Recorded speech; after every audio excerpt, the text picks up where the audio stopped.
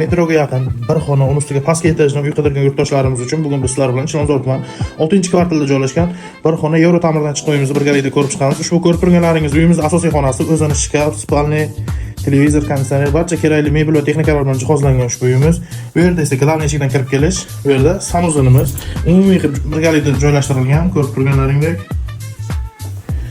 Uyimizda umumiy maydoni 30 kvadratdan iborat, 5 qavatli binoning birinchi qavatida. Bu yerda esa oshxonamiz o'rni, o'zining yumshoq mebel va televizorlari bilan.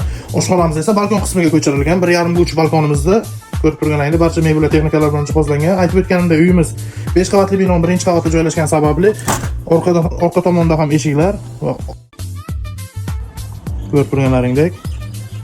Ushbu uyimizning mo'ljaliga keladigan bo'lsak, Mirzo Ulug'bek metrosigacha piyoda 5 daqiqalik yo'lda joylashgan. Ushbu uyimizni egalari videoda ko'rgan barcha mebel va texnikalaring bilan birgalikda 55 ming AQSh dollar narx so'rashmoqda. Agarda kimgadir qiziq bo'lsa, opsiyadagi raqamlarga qo'ng'iroq qilishingiz mumkin.